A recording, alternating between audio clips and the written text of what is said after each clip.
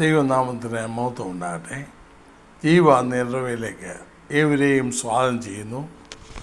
വീണ്ടും ഒരു പ്രാവശ്യം കൂടെ ദൈവവചനമായി നിൽക്കുവാൻ കർത്താവ് സഹായിച്ചതിനായി തിരുനാമത്തെ സ്തുതിക്കുന്നു.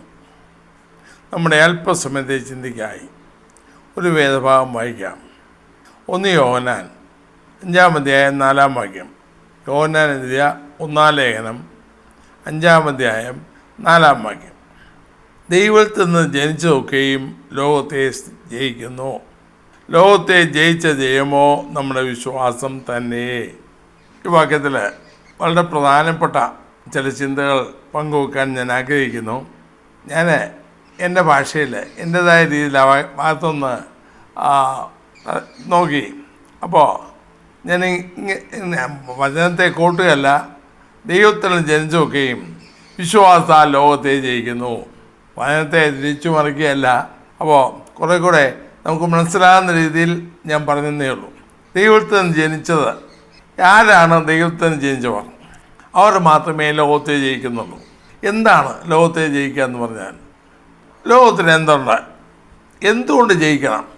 എന്താണ് മുൻപ് ഈ ലോകത്തിന് അനുരൂപരാകരുത് എന്ന റോമാലേഖനം 12 അധ്യായം 2 വാക്യത്തെ അടിസ്ഥാനമാക്കി 2-3 വീഡിയോ ചെയ്തത് എനിക്ക് ഓർമ്മയുണ്ട്. ഒരു വർഷം മുൻപാണെന്ന് തോന്നുന്നു.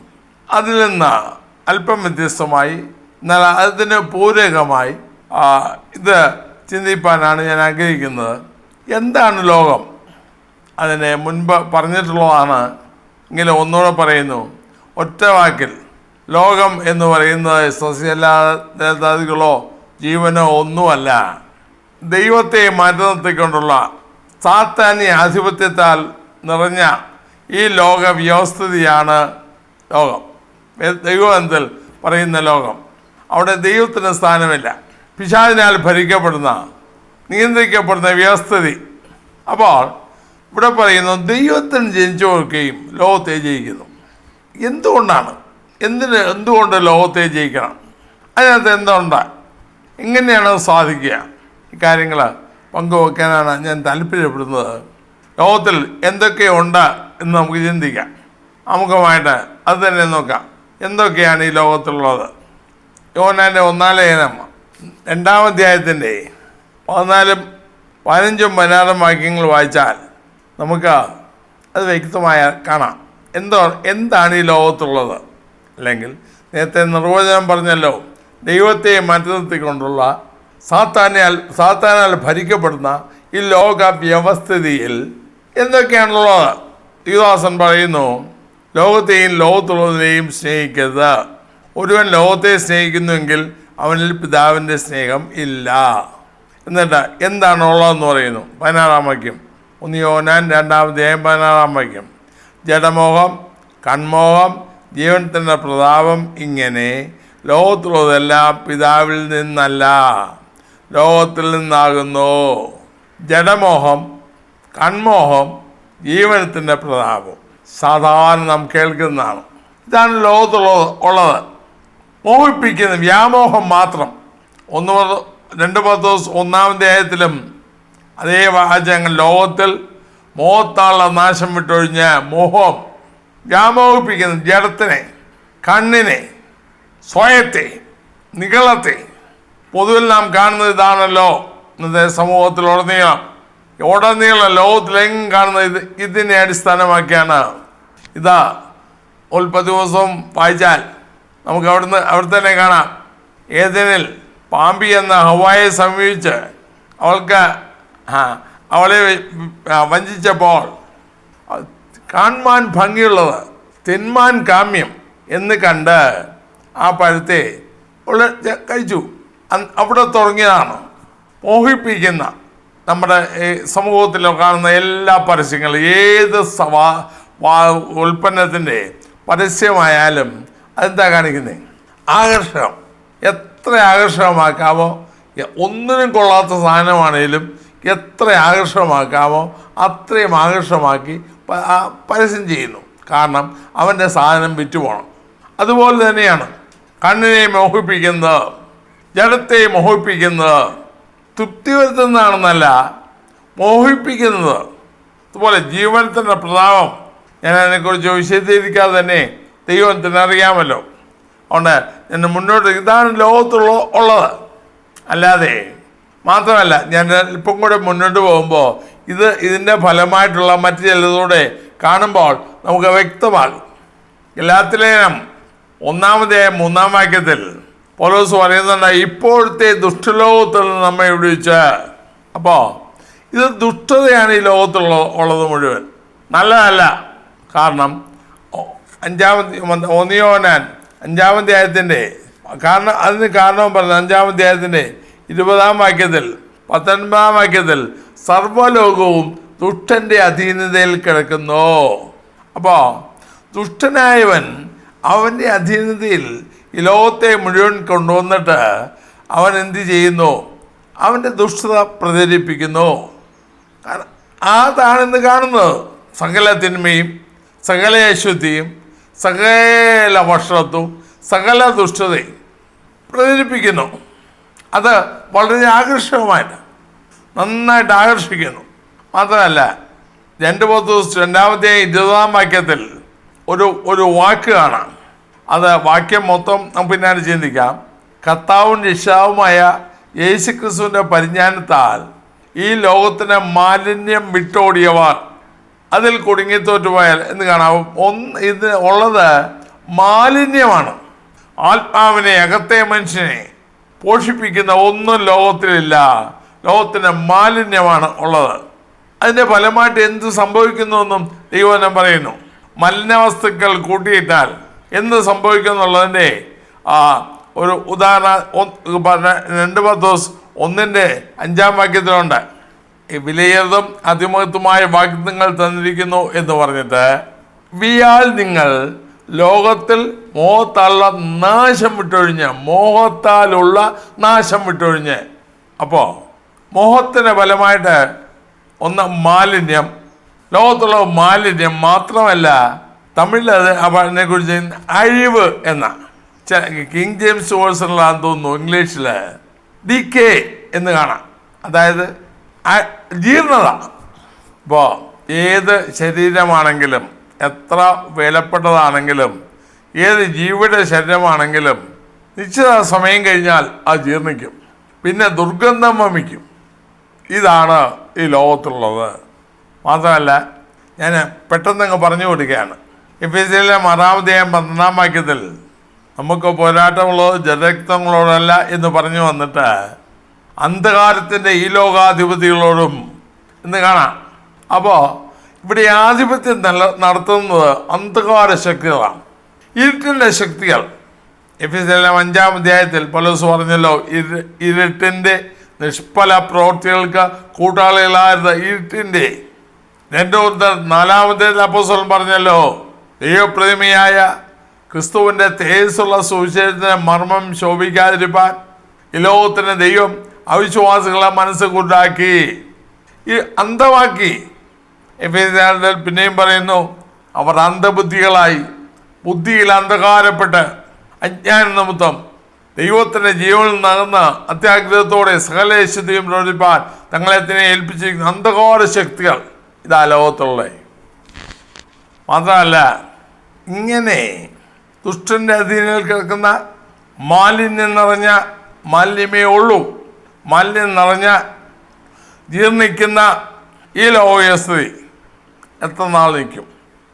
യോഹന്നാൻ തന്നെ പറയുന്നു, ലോകവും 1 യോഹന്നാൻ 2:17 ലോകവും അതിൻ്റെ മോഹവും ഒഴിഞ്ഞു പോകുന്നു. അപ്പോൾ ഈ ലോകം ഒഴിഞ്ഞു പോകാനുള്ളതാണ്, നീങ്ങിപ്പോകാൻ. കാണുന്നത് താൽക്കാലികം. 2 പൗലോസ് പറഞ്ഞ കാണുന്നത് താൽക്കാലികം, ഇതെല്ലാം താൽക്കാലികം. 1 കൊരിന്ത്യർ 7-ാം വാക്യത്തിലും അതേ വാചകം കാണാം, ഈ ലോകത്തിൻ്റെ രൂപം ഒഴിഞ്ഞു പോകുന്നുവല്ലോ. ഇത് ഒഴിയാനുള്ളതാണ്. പക്ഷേ ഈ ലോകത്തിന് പുറകെ പോയാൽ എന്താണ് സംഭവിക്കുക? ആകർഷകമായത്, വശീകരിക്കുന്നത്, വശ്യമായതെല്ലാം നമ്മെ കാണിച്ച് നമ്മെ ലോകക്കാരെ പോലെ ആക്കാനല്ലേ, ലോകത്തെ പോലെ ആക്കി. ഈ റോമാലേഖനം 12-ാം അധ്യായത്തിൽ ഈ ലോകത്തിന് അനുരൂപരാകരുത്. ഒരു തർജ്ജിമയിൽ ഞാൻ വായിച്ചു ഓർക്കുന്നു, ഈ ലോകം തൻ്റെ അച്ചിൽ ഞെക്കിക്കൊള്ളിക്കരുത്. ലോകത്തിൻ്റെ ഫാഷൻ, ലോകത്തിൻ്റെ ചിന്താഗതി, ലോകത്തിൻ്റെ പ്രവർത്തികൾ എല്ലാം നിയന്ത്രിക്കുന്നത് ദുഷ്ടനാണ്. കാരണം അവൻ്റെ അധീനതയിൽ കിടക്കുന്നു.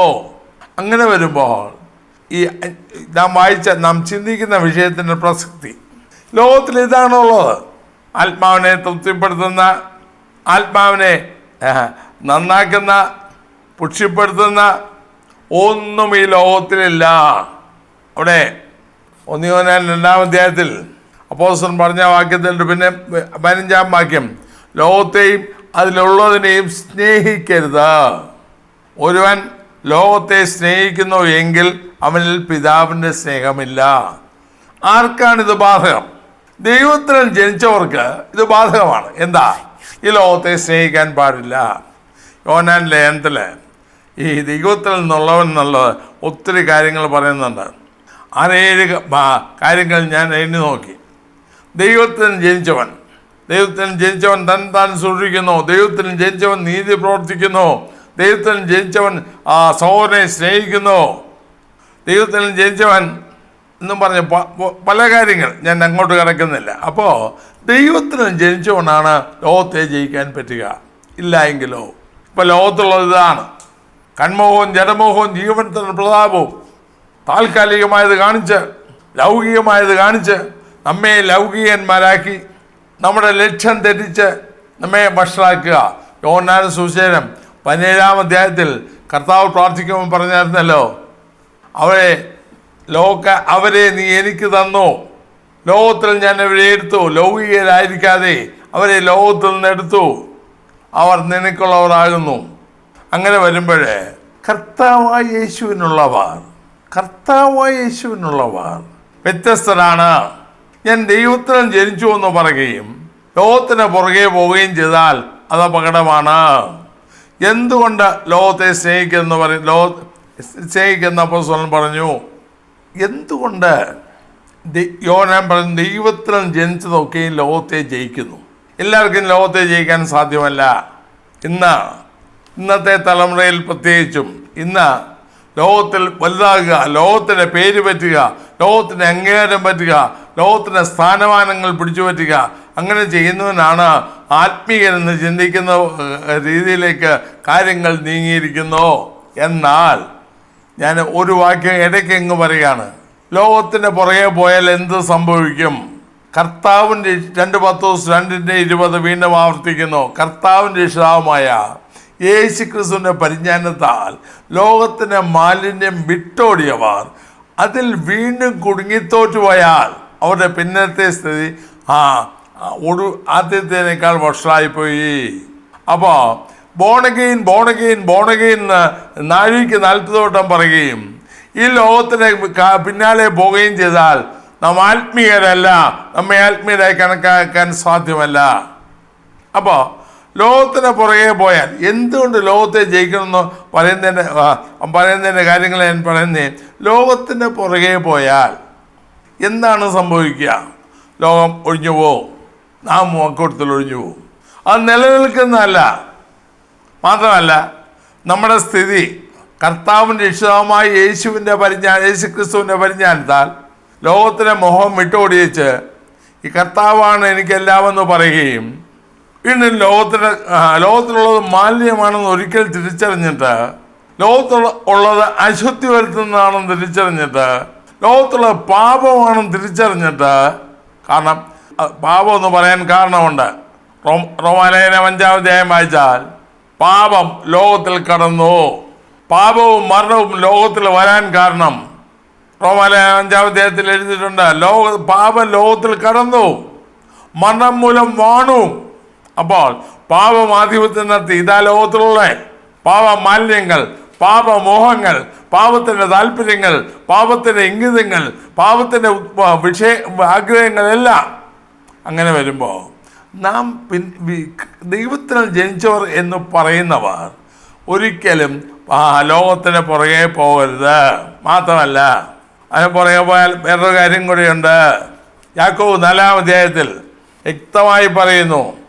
യാക്കോബ് 4-ാം അധ്യായത്തിൽ വളച്ചുകെട്ടില്ലാതെ പറയുന്നു, ലോകത്തിന് പുറകെ പോകുന്നവർ ആരാണ്? 4-4 വാക്യം, വ്യഭിചാരികളായുള്ളവരെ, ലോകസ്നേഹം ദൈവത്തോട് ശത്രുത്വമാകുന്നു എന്ന് നിങ്ങൾ അറിയുന്നില്ലയോ?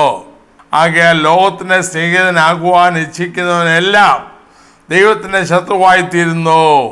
ലോകത്തിൻ്റെ സ്നേഹിതനാകുവാൻ ഇച്ഛിക്കുന്നവനെല്ലാം ആരായാലും ശരി, പാസ്സായാലും സഹോദരനായാലും വലിയ പാസ്സായാലും കൊച്ചു പാസ്സായാലും വിശ്വാസിയാണെങ്കിലും ലോകത്തിൻ്റെ സ്നേഹിതനാകുവാൻ ആരാഗ്രഹിക്കുന്നു? ലോകത്തിൻ്റെ സ്ഥാനം, ലോകത്തിൻ്റെ അംഗീകാരം, മറ്റുള്ളവർ മാനിക്കണം, മറ്റുള്ളവരുടെ അംഗീകാരം പിടിച്ചു പറ്റണം, എനിക്ക് വലിയവനാകണം, എനിക്ക് ഉയരണം, എനിക്ക് പേരെടുക്കണം എന്നാരെങ്കിലും ചിന്തിക്കുന്നെങ്കിൽ, മാത്രമല്ല ഒരു കാലത്ത് വേണ്ട എന്ന് പറഞ്ഞ ഏതിനെയെങ്കിലും നാം വീണ്ടും എടുത്തെങ്കിൽ അതെല്ലാം ആ ലോകത്തിന് ചങ്ങാതിയാകുകയാണ്. വിട്ടുവീഴ്ച. ഇന്ന് രാഷ്ട്രീയ പാർട്ടി ഉണ്ടാക്കാൻ പെന്തിക്കോസാരെന്ന് പറഞ്ഞത് നടക്കുന്നില്ലേ? രാഷ്ട്രീയ രംഗത്ത് സ്വാധീനം പിടിച്ചു വരാൻ ശ്രമിക്കുന്നില്ലേ? ഒരു കാലത്ത് എല്ലാം നിശ്ചിതമായിരുന്നു. ഇന്ന് കുഴപ്പമില്ല. എന്നാൽ ദൈവം വ്യക്തമായിട്ട് പറയും, ലോകസ്നേഹം. ഞാൻ ലോകത്തെ ഒന്നും സ്നേഹിക്കുന്നില്ല, അത്രയൊന്നും പോകുന്നില്ല. ചില കാര്യങ്ങൾ സമൂഹത്തിലല്ലേ നാം ജീവിക്കുന്നേ, അതുകൊണ്ട് നമുക്ക് ചില അഡ്ജസ്റ്റ്മെൻറ്റ് വേണ്ടേ എന്ന് പറയുന്നവരുണ്ടല്ലോ. സമൂഹത്തിലായിരിക്കും ജീവിക്കുന്ന, പക്ഷേ സമൂഹത്തിൽ ജീവിക്കുന്നുവെങ്കിലും ദൈവം ഇതെല്ലാം എന്നെ സംബന്ധിച്ചിടത്തോളം ലോകം അവന് യോഗ്യമല്ല എന്ന അഭിപ്രായത്തിൽ എഴുതിയിരിക്കുന്നു. ലോകം അവർക്ക് യോഗ്യമായിരുന്നില്ല. യോഹന്നാൻ സുവിശേഷം 16-ാം അധ്യായത്തിൻ്റെ അവസാന ഭാഗത്ത് കർത്താവ് ഇങ്ങനെയാണ് പറഞ്ഞത്, ലോകത്തിൽ നിങ്ങൾക്ക് കഷ്ടമുണ്ടോ എങ്കിലും ധൈര്യപ്പെടുവീൻ, ഞാൻ ലോകത്തെ ജയിച്ചിരിക്കുന്നു. ലോകത്തെ ജയിച്ച കർത്താവിനോടുകൂടെ ഇരിക്കണമെങ്കിൽ അത് പിന്നാലെ ചിന്തിക്കാം. ലോകത്തുള്ള ചങ്ങാത്തം നാം വെച്ചു പുലർത്തിയാൽ സാധ്യമല്ല. അപ്പോൾ ദൈവവചനം വ്യക്തമാണ്. ഇന്നുള്ള വേദപുസ്തകം വായിക്കാത്തവരെ ആരും വിശ്വാസികളുടെ ഗണത്തിൽ വരികയില്ലല്ലോ. ദൈവവചനം വായിക്കുന്ന വ്യക്തികൾ ഇത് മനസ്സിലാക്കുന്നില്ലയോ? അതോ പിശാച് അവരുടെ കണ്ണുകൂട്ടാക്കിയോ? ഈ ലോകത്തിൻ്റെ അംഗീകാരത്തിന് വേണ്ടി പോകുന്ന എല്ലാവരും അറിഞ്ഞോ അറിയാതെയോ ദൈവത്തോട് ശത്രുവായിത്തീരുകയാണ്. മാത്രമല്ല, ഞാൻ അവസാനം പറയേണ്ടത് ആദ്യം അങ്ങ് പറയുകയാണ്. കൺകൂടിയും പറയാൻ ഉദ്ദേശിച്ചത് ഇടയ്ക്ക് ഞാൻ പറഞ്ഞോട്ടെ, എന്തുകൊണ്ട് ലോകത്തെ ജയിക്കണം? എന്തുകൊണ്ട്? വെളിപ്പാട് പുസ്തകം 3-ാം അധ്യായം 21-ാം വാക്യത്തിൽ, വെളിപ്പാട് പുസ്തകം 3-ാം അധ്യായം 21-ാം വാക്യം, ജയിക്കുന്നവന് ഞാൻ എന്നോടുകൂടെ എൻ്റെ സിംഹാസനത്തിൽ ഇരിപ്പാൻ വരം നൽകും, ഞാനും ജയിച്ച് എൻ്റെ പിതാവിനോട് കൂടെ അവൻ്റെ സിംഹാസനത്തിൽ ഇരുന്നത് പോലെ തന്നെ. ലോകത്തിൻ്റെ മാലിന്യം വിട്ടോടിയവർ അതിൽ കുടുങ്ങിയാൽ അവൻ അവിടെ ഇരിക്കത്തില്ല. ജയിക്കുന്നവന് മാത്രമേ അവിടെ ഇരിക്കാൻ സ്ഥാനമുള്ളൂ. ദൈവത്തിന് ജനിച്ചതിന് മാത്രമേ ലോകത്തെ ജയിപ്പാൻ സാധ്യമാകുകയുള്ളൂ. ദൈവത്തിന് ലോകത്തെ ജയിച്ചവന് മാത്രമേ അവനോട് ഇരിക്കാൻ സാധിക്കത്തുള്ളൂ. കർത്താവ് പറഞ്ഞു, ജയിക്കുന്നവൻ എന്നോടുകൂടെ, ജയിക്കാത്തവൻ ആരും അവിടെ കാണത്തില്ല. ലോകത്തിൻ്റെ മാലിന്യത്തിൽ കുടുങ്ങി, ദുരാഗ്രഹങ്ങൾ കുടുങ്ങി, മോഹങ്ങൾ കുടുങ്ങി, താല്പര്യങ്ങൾ കുടുങ്ങി, ഇൻപങ്ങൾ കുടുങ്ങി നാം മുന്നോട്ട് പോകുന്നു എങ്കിൽ തീരുമാനം വളരെ വ്യക്തമാണ്, അവനോടുകൂടെ അവൻ്റെ സിംഹാസനത്തിൽ ഇരിക്കാൻ സാധ്യമല്ല. ജയിക്കുന്നവന് ഞാൻ എന്നോടുകൂടെ എൻ്റെ സിംഹാസനത്തിൽ ഇരിപ്പാൻ വരം നൽകും. ഇത് വരം നൽകുന്ന അവൻ്റെ കർത്താവിൻ്റെ കാര്യമാണ്. ആരിരിക്കണ്ട എന്ന് തീരുമാനിക്കുന്നത് കർത്താവാണ്. കർത്താവ് പറയുന്നു ജയിക്കുന്നവന് മാത്രം. സഭയുടെ നാഥൻ പറയുന്നു ജയിക്കുന്നവന് മാത്രം. തോറ്റു തുന്നം പാടിയവന് അവിടെ സ്ഥാനമില്ല. എന്നിട്ട് കർത്താവ് പറഞ്ഞു, ഞാനും ജയിച്ച് എൻ്റെ പിതാവിനോടുകൂടി അവൻ്റെ സിംഹാസനത്തിൽ ഇരുന്നത് പോലെ തന്നെ. കർത്താവ് ജയിച്ചവനാണ്. യോഹന്നാൻ സുവിശേഷം 16-ാം അധ്യായത്തിൻ്റെ അവസാനത്തിൽ പറയുന്നല്ലോ, അത് ഞാൻ ലോകത്തെ ജയിച്ചു. അപ്പോൾ ലോകത്തെ ജയിച്ച കർത്താവ് നമ്മോട് പറയുന്നോ, ദൈവത്തിലും ജനിച്ചത് ലോകത്തെ ജയിക്കുന്നു. അപ്പോൾ ഒരു കാര്യമുണ്ട്, ആരായി ദൈവത്തിലും ജനിച്ചവൻ? അത് ചിന്തിക്കണം. ആരാണ് ദൈവത്തിലും ജനിച്ചത്? ആരാണ്? എല്ലാവരും പറയും ബോണഗെയിൻ. ഞാൻ ബോണഗെയിനായി. അവനെ കൈക്കൊണ്ട അവൻ്റെ നാമത്തിൽ വിശ്വസിക്കുന്ന ഏവർക്കും ദൈവമക്കളാകുവാൻ അവന് അധികാരം കൊടുത്തു എന്ന് കാണുന്നു. അവൻ. എന്നിട്ട് അതിൻ്റെ അടുത്ത വാക്യം ഇങ്ങനെയാണ്, അവർ രക്തത്തിൽ നിന്നല്ല, ജഡത്തിൻ്റെ ഇഷ്ടത്താലല്ല, പുരുഷൻ്റെ ഇഷ്ടത്താലുമല്ല, ദൈവത്തിൽ നിന്നത്രേ ജനിച്ചത്. അപ്പോൾ ദൈവത്തിൽ ജനിച്ചവന് ഒരു പ്രത്യേകതയുണ്ട്. ഞാൻ ബോണഗെയിൻ എന്ന് പറഞ്ഞാൽ ഉടനെ ബോണഗെയിൻ ആണ് ഇന്ന് കാണിക്കുന്ന സ്വർഗത്തിൽ പോകാൻ തയ്യാറുള്ളവർ അല്ലെങ്കിൽ രക്ഷിക്കപ്പെടുമെന്ന് പറഞ്ഞവർ കൈപോക്കിക്കെന്ന് പറഞ്ഞ് കൈപോക്കിക്കുന്ന പരിപാടിയല്ലല്ലോ. സായിപ്പുമാർ അവസാനം അവരുടെ പരിപാടികളിലെല്ലാം ഓൺലി ബിലീവ്, നീ വിശ്വസിക്കാൻ മാത്രം. എന്താ വിശ്വസിക്കണ്ടേ? വ്യക്തമായ ദിവസം ദൈവവചനം പറയുന്നു, യേശുവിനെ കർത്താവെന്ന് വായു കൊണ്ട് ഏറ്റുപറയുകയും ദൈവം അവനെ മരിച്ചവളിൽ നിന്ന് ഉയർത്തെഴുന്നേൽപ്പിച്ചു എന്ന ഹൃദയം കൊണ്ട് വിശ്വസിക്കുകയും ചെയ്താൽ നീ രക്ഷിക്കപ്പെടുമെന്ന് റോമാലേഖനം 10-9 പറയുന്നു. യേശുവിനെ കർത്താവെന്ന് വായു കൊണ്ട് ഏറ്റുപറയുക. യേശു കർത്താവ് ഇന്നതല്ലേ കാണുന്നത്. വീണ്ടും ജനിക്കാത്ത ഒരുപറ്റം ആളുകളെ കൊണ്ട് ഇന്നത്തെ സഭകൾ നിറയാൽ എന്തു പറ്റുന്നു? എല്ലാം പ്രശ്നങ്ങൾ. സ്വർഗത്തിൽ പോകാൻ ഒരുങ്ങിയിരിക്കുക. പക്ഷേ യേശുവിനെ കർത്താവ്, എൻ്റെ ജീവിതത്തിൻ്റെ കർത്താവ് പൂർണ്ണമായി, അത് അവനെ കൈക്കൊണ്ട് അവൻ്റെ നാമത്തിൽ യേശുവിനെ ഇങ്ങോട്ട് സ്വീകരിച്ച് അവൻ്റെ നാമത്തിൽ വിശ്വസിക്കുക, അവൻ്റെ നാമത്തിൽ ഏൽപ്പിച്ചു കൊടുക്കുക, പൂർണ്ണമായി ഏൽപ്പിച്ചു കൊടുക്കുന്ന ഒരവസ്ഥ ഉണ്ടാകുന്നുണ്ടോ? ഇന്നത്തെ ഇന്നത്തെ ബോണഗെയിൻ പരിപാടിയിൽ മാനസാന്തരമുണ്ടോ? പാപങ്ങളേക്ക് ഏറ്റുപറയുന്നുവോ? അതിനെക്കുറിച്ച് ദുഃഖമുണ്ടോ? ആത്മാർത്ഥമായ എന്താപമുണ്ടോ? ആത്മതപനമുണ്ടോ? അതൊന്നുമില്ലല്ലോ. ഞാൻ കർത്താവിൻ്റെ രക്ഷിതമായി ഏറ്റു പറഞ്ഞു.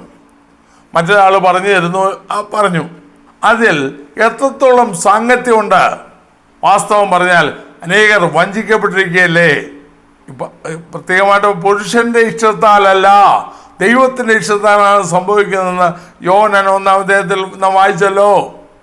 വാസ്തവത്തിൽ അങ്ങനെ മാത്രമല്ല, പത്രോസ് യാക്കോബ് 1-ാം 1 പത്രോസ് 1-ാം നാം കാണുന്നത് അവൻ ജനിപ്പിച്ചു എന്നാണ്. യാക്കോബ് 1:18 നാം അവൻ്റെ സൃഷ്ടികളിൽ ഒരു വിധത്തിലുള്ള ആദ്യ ഫലമാകേണ്ടതിന് അവൻ തൻ്റെ ഇഷ്ടം ഹേതുവായി സത്യത്തിൻ്റെ വചനത്താൽ നമ്മെ ജനിപ്പിച്ചിരിക്കുന്നു. തൻ്റെ ഇഷ്ടം ഹേതുവായി നമ്മെ ജനിപ്പിച്ചു. തൻ്റെ ഇഷ്ടം ഹേതുവായി. ഇനി 1 പത്രോസ് 1:23 കെടുന്ന ബീജത്താലല്ല, കെടാത്തതിനാൽ ജീവനുള്ളതും നിലനിൽക്കുന്നതുമായ ദൈവ വചനത്താൽ തന്നെ നിങ്ങൾ വീണ്ടും ജനിച്ചിരിക്കുന്നു.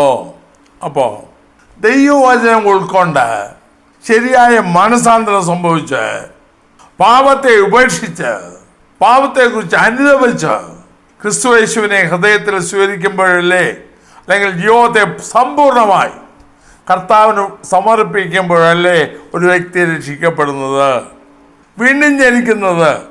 ഇത്രയും വാക്യങ്ങൾ ഞാൻ ചിന്തിച്ചെന്ന് പറയുകയാണ്. വീണ്ടും ജനിക്കുന്നത്. അപ്പോൾ ദൈവത്തിനും ജനിച്ചവർ ലോകത്തെ ജയിക്കും. അങ്ങനെ വരുമ്പോൾ ഇങ്ങനെ വീണ്ടും ജനിച്ചവർ, കാരണം അവർ ജഡത്തിൻ്റെ ഇഷ്ടത്താലല്ല, പുരുഷൻ്റെ ഇഷ്ടത്താലുമല്ല, ദൈവ ഇഷ്ടത്താൽ, ദൈവത്തിൻ്റെ ആത്മാവ് ആ പ്രക്രിയ ചെയ്യുന്നു. അങ്ങനെ വീണ്ടും ജനിച്ചവർ ലോകത്തെ ജയിക്കും. എങ്ങനെ? അത് പറഞ്ഞ് ഞാൻ ഈ ഭാഗം അവസാനിപ്പിക്കാം. എങ്ങനെ? ലോകത്തെ ജയമോ നമ്മുടെ വിശ്വാസം തന്നെ. ഞാൻ എപ്പോഴും പറയാറുണ്ട്, നല്ല വിശ്വാസം ദൈവത്തിലുള്ള വിശ്വാസം എന്ന് പറയാറുണ്ട്. ഫെയ്ത്ത്, ഞാനിങ്ങനെ പറയാം, faith is as good as it's object. നാം ഏതെങ്കിലും വിശ്വാസം വെച്ചാൽ അത് പാഴാകുകയുള്ളൂ. എന്നാൽ വിശ്വാസം വയ്ക്കുന്ന വസ്തു ഏതാണോ അതിനനുസരിക്കും നമ്മുടെ വിശ്വാസത്തിന് നിലനിൽപ്പ്. കർത്താവ് പറഞ്ഞത്, എൻ്റെ വചനം കേട്ട് അതുപോലെ ചെയ്യുന്നവൻ ആഴെക്കുഴിച്ച പാറമേൽ അടിസ്ഥാനമിട്ട ബുദ്ധിയുള്ള മനുഷ്യനോട് തുല്യനാകുന്നു. 35 കഴിയുമ്പം. അപ്പോൾ വിശ്വാസം ആരിൽ വെച്ചിരിക്കുന്നു? കാണുന്നതിലോ കാണാത്തതിലോ? നിർവചനം എല്ലാവർക്കും അറിയാം. വിശ്വാസം എന്നതോ ആശിക്കുന്നതിനോ ഉറപ്പും കാണാത്ത കാര്യങ്ങൾ നിശ്ചയവും. എബ്രായർ 11:1. പക്ഷേ എന്താ ആശിക്കുന്നേ? അല്ലെങ്കിൽ അത് വേറെ ആശിക്കുന്നതല്ല, പ്രത്യാശിക്കുന്ന പറഞ്ഞത്. പ്രത്യാശിക്കുന്ന എന്താണ്? കാണുന്ന കാര്യങ്ങളോ? 2 Corinthians 4 അവസാന വാക്യത്തിൽ എങ്ങനെയാണ് പൗലോസ് പറഞ്ഞത്? കാണുന്നതിനെയല്ല, കാണാത്തതിനെ അത്രയും ഞങ്ങൾ 18 വാക്യം ഞങ്ങൾ നോക്കിക്കൊണ്ടിരിക്കുന്നു. കാണുന്നത് താൽക്കാലികം, അപ്പോൾ കാണാത്ത നിത്യം. ഈ കാണുന്നതിൻ്റെ മേൽ ആശ വച്ചാൽ വിശ്വാസം അതുപോലെ ആ താൽക്കാലികമായിട്ട് അല്ലെങ്കിൽ ആ താൽക്കാലിക വസ്തുവിൽ വെച്ച വിശ്വാസം അതിനോട് പോവും. കാണാത്തോ നിത്യം കർത്താവ് യേശുവിനെ ഞാൻ കണ്ടിട്ടല്ല. 1970 ഓഗസ്റ്റ് മാസം 8-ാം തീയതി എൻ്റെ ജീവിതത്തെ കർത്താവിന് സമർപ്പിച്ചത്, അവനെക്കുറിച്ചുള്ള പ്രസംഗം കേട്ടു, അത് ഞാൻ ഹൃദയത്തിൽ വിശ്വസിച്ചു, എന്നെ സമ്പൂർണ്ണമായി കർത്താവിൻ്റെ കാര്യങ്ങളിൽ ഏൽപ്പിച്ചു. അന്ന് പോലെ ഇന്ന് വരെ അവനുള്ള ആശ്രയത്തിൽ ജീവിക്കുന്നു. മാത്രമല്ല, വിശ്വാസം എന്ന വാക്ക് പറയുമ്പോൾ വാസ്തവത്തിൽ ഞാൻ പണ്ട് വായിച്ചുള്ളതെന്ന് ഓർമ്മ വരുന്നു. വാസ്തവത്തിൽ വിശ്വാസം എന്ന് പറയുന്നതിന് പകരം ആശ്രയം എന്നാണ് പറയേണ്ടത്. വിശ്വസിക്കുന്നു പറയുമ്പോൾ ഞാൻ ദൈവത്തിൽ വിശ്വസിക്കുന്നു പറയുമ്പോൾ ഞാൻ ദൈവത്തിൽ ആശ്രയിക്കുന്നവൻ ഒരിക്കലും ഭാഗികമായിട്ടല്ലോ, പൂർണ്ണമായി കർത്താവിനെ മുറ്റിലുമായി ആശ്രയിക്കുന്നു. അപ്പോൾ ആ ആശയബോധം ഉണ്ടെങ്കിൽ, അല്ലെങ്കിൽ അദൃശ്യമായ കാര്യങ്ങളെക്കുറിച്ചുള്ള ഉറപ്പ് ഉണ്ടെങ്കിൽ, താൽക്കാലികമായ കാര്യങ്ങളെ ഒരിക്കലും അതിന് പുറകെ പോകത്തില്ല. ഇപ്പോൾ ഞാനിപ്പോഴും പറയാറുണ്ട്, നമ്മുടെ കയ്യിൽ ഒറിജിനൽ സാധനം ഇരിക്കുക.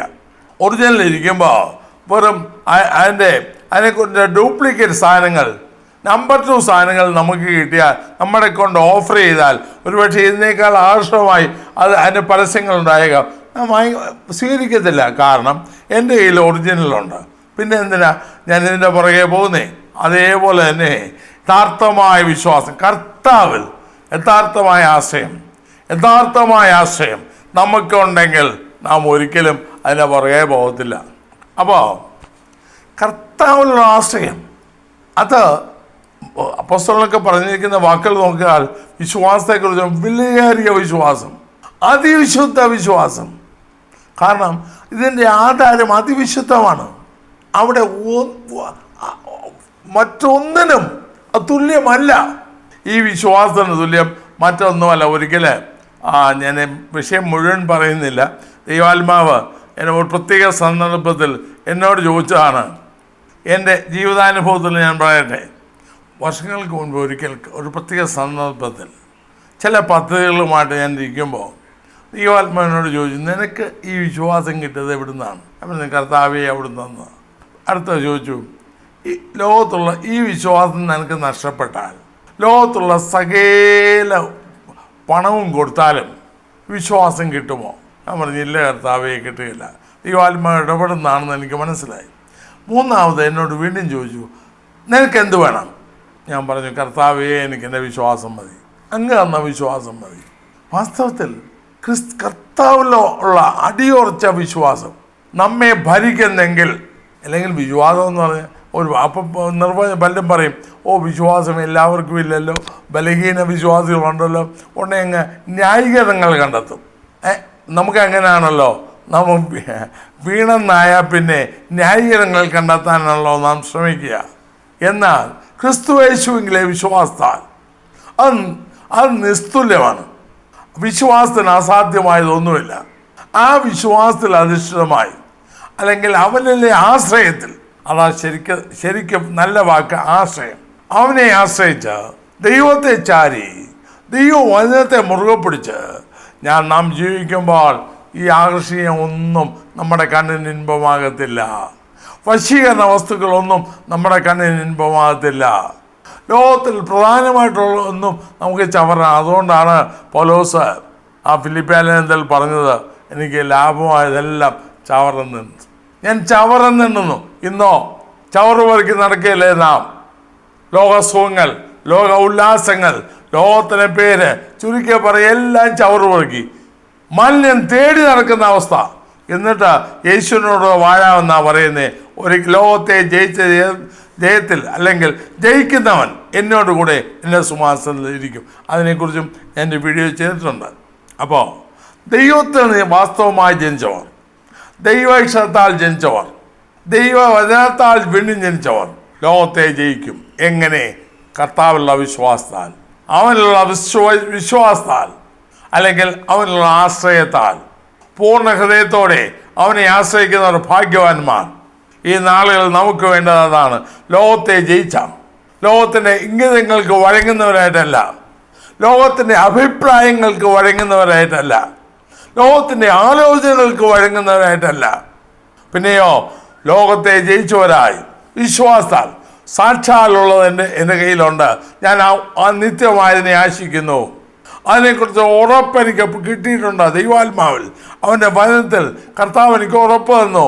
ആകയാൽ ആ ഉറപ്പിൽ, ആ നിർണയത്തിൽ ഞാൻ ജീവിക്കുന്നു എന്ന ബോധ്യത്തോടെ നാം മുന്നോട്ട് പോകുന്നെങ്കിൽ, മറ്റു വാക്കിൽ പറഞ്ഞാൽ ദൈവവചനത്തിൽ എന്തെഴുതിയിരിക്കുന്നോ അതിനൽപ്പം പോലും സംശയിക്കാതെ അവനെ മുറുകെ പിടിച്ച്, കാലം എത്ര മാറിയാലും, ശാസ്ത്രം എത്ര വികസിച്ചാലും, ലോകം എത്ര മുന്നേറിയാലും വിശ്വാസിക്ക് പ്രശ്നമില്ല.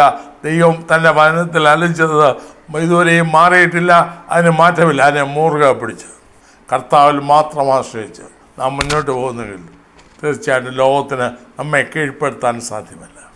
ലോകത്തെ ജയിച്ച് ജയവീരനായ യേശുവിനോടുകൂടെ അവൻ്റെ സിംഹാസനത്തിലിരിപ്പാൻ ഉള്ള നാൾ അടുത്തു വരുന്നു. ഈ ലോകത്തിൽ അല്പനാളെ ജീവിച്ചുള്ളെങ്കിലും അവൻ ലോകത്തെ ജയിച്ചു. യോഹന്നാൻ ലേഖനത്തിൽ പല പ്രാവശ്യം ജയിച്ചു എന്നുള്ള വാക്ക് കാണാം. 2-ാം അധ്യായത്തിലുണ്ട്, പലക്കാരെയും നിങ്ങൾ ദുഷ്ടനെ ജയിച്ചിരിക്കാൻ നിങ്ങൾക്ക് എഴുതുന്നുണ്ട്. 4-ാം അധ്യായത്തിൽ കുഞ്ഞുങ്ങളെ നിങ്ങൾ ദൈവത്തുള്ളവരാകുന്നു, അവരെ ജയിച്ചു ഭരിക്കുന്നത് കാണാം. ചുരുക്കത്തിൽ ജയിക്കുന്നതിനെക്കുറിച്ച് യോഹന്നാനെ സ്നേഹത്തിൻ്റെ അപ്പോസ്തലനായിട്ടാണ് എല്ലാവരും എഴുതിയിരിക്കുന്നത്. പക്ഷേ യോഹന്നാന് ഇങ്ങനെയുള്ള കാര്യങ്ങളും പറയുന്നുണ്ട്. ദൈവത്തിലും ജനിച്ചവൻ എന്തൊക്കെ ചെയ്യും? ദൈവത്തിലും ജനിച്ചവൻ പാപം ചെയ്യുകയില്ല, അവൻ്റെ വിത്ത് അവൻ വസിക്കുന്നുവല്ലോ എന്ന് 3-ാമത്തെ 9-ാം വാക്യത്തിലുണ്ട്. അങ്ങനെ വരുമ്പോൾ ജയിക്കുന്നവരായി ദൈവത്തിൽ ജനിച്ചവൻ താൻ സൂക്ഷിക്കുന്നു, ദുഷ്ടനെ അവനെ തൊടുന്നില്ല. കാരണം നമ്മുടെ ഇന്നത്തെ ഭാഷയിൽ പറഞ്ഞാൽ അവൻ്റെ DNA അവനിലുണ്ട്. ആകയാൽ ജയിച്ചവരായി ഞാൻ പറഞ്ഞ പോലെ ദൈവത്തിൽ ജനിച്ചെന്നുള്ള ഉത്തമ ബോധ്യത്തിൽ വിശ്വാസത്താൽ ലോകത്തെ ജയിച്ച്, ലോകത്തിൻ്റെ ആകർഷണ വലയത്തിൽ കുടുങ്ങാതെ, ലോകത്തിൻ്റെ ചെങ്ങാത്തത്തിലും ഓഫറിലും കുടുങ്ങാതെ ജയിച്ചവരായി നമുക്ക് നിൽക്കാം. എങ്കിൽ യേശുവിനോടുകൂടെ അവൻ്റെ സിംഹാസനത്തിൽ ഇരിക്കുവാൻ അവൻ നമുക്ക് അവസരം തരും. തോറ്റ ഒരുത്തനും അവിടെ സ്ഥാനമില്ല. ഞാൻ പറഞ്ഞല്ലോ, ലോകത്തിനെ സ്നേഹിക്കുന്നതിന് അവൻ പിതാവിൻ്റെ സ്നേഹമില്ല, കുറച്ചുണ്ടെന്നൊന്നും പറഞ്ഞില്ല. യാക്കോബ് പറഞ്ഞത് ദൈവത്തോട് ശത്രുത്വമാണെന്നാണല്ലോ.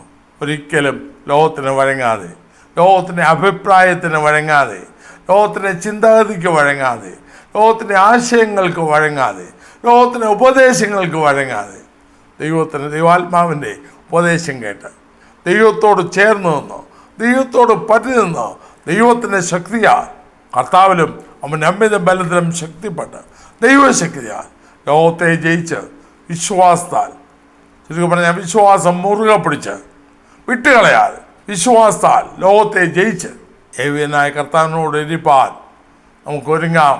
അതിന് നാളുകൾ അടുത്തു. ദൈവം നമ്മെ സഹായിക്കട്ടെ. പ്രാർത്ഥിക്കാം. കർത്താവെ, സ്നേഹവനായ ഞങ്ങളുടെ സ്വർഗീയ പിതാവേ, അവിടുത്തെ കാര്യങ്ങൾ ഞങ്ങളെ ഏൽപ്പിക്കുന്നു. നാഥാ, ദൈവത്തിൽ ജനിച്ചൊക്കെയും ലോകത്തെ ജയിക്കുന്നു എന്നുള്ള വാക്യത്തെ അടിസ്ഥാനമാക്കി ഞങ്ങൾ ചില കാര്യങ്ങൾ ചിന്തിപ്പാണ്ടയായല്ലോ. കർത്താവെ, ലോകം തന്നിലുള്ള എല്ലാ ആകർഷണീയതയും കൊണ്ട് വശീകരിക്കാൻ കടന്നു വന്നാലും അതിൽ കുടുങ്ങിപ്പോകാതെ കർത്താവെ എന്നൊരു വിട്ടുവീഴ്ച ചെയ്യാതെ ജയിച്ചുകൊണ്ട് ജയിക്കുന്നവനായ ജയവീരനായ ഞങ്ങളുടെ കർത്താവിനോട് ചേർന്ന് നിന്ന് അത് അങ്ങയുടെ സിംഹാസനത്തിൽ അങ്ങോട്ടൊപ്പം ഇരുന്ന് കർത്താവെ സന്തോഷിപ്പാൻ ഞങ്ങൾക്ക് അവസരം തരണമേ. അന്നെ കേൾക്കുന്ന എല്ലാവരെയും ഹൃദയത്തിൽ ദൈവാത്മാവ് പ്രവർത്തിക്കണമേ. ഹൃദയങ്ങളോട് ഇടപെടണമേ. ലോകവുമായി ഒരു വിട്ടുവീഴ്ചയുമില്ലാതെ ദൈവത്തോർത്ത് ജീവിപ്പാൻ കൃപ ചെയ്യണമേ. കരങ്ങളേൽപ്പിക്കുന്നു യേശു ക്രിസ്തുവിന്റെ നാമത്തിൽ പിതാവേ, ആമേൻ. ഈ വീഡിയോ നിങ്ങൾക്ക് അനുഗ്രഹമായെങ്കിൽ ഇത് മറ്റുള്ളവർക്കും ഷെയർ ചെയ്ത് കൊടുക്കുക. നിങ്ങൾക്കായി പ്രാർത്ഥിക്കുക. ദൈവമായ കർത്താവ് നിങ്ങളെ അനുഗ്രഹിക്കുമാറാകട്ടെ.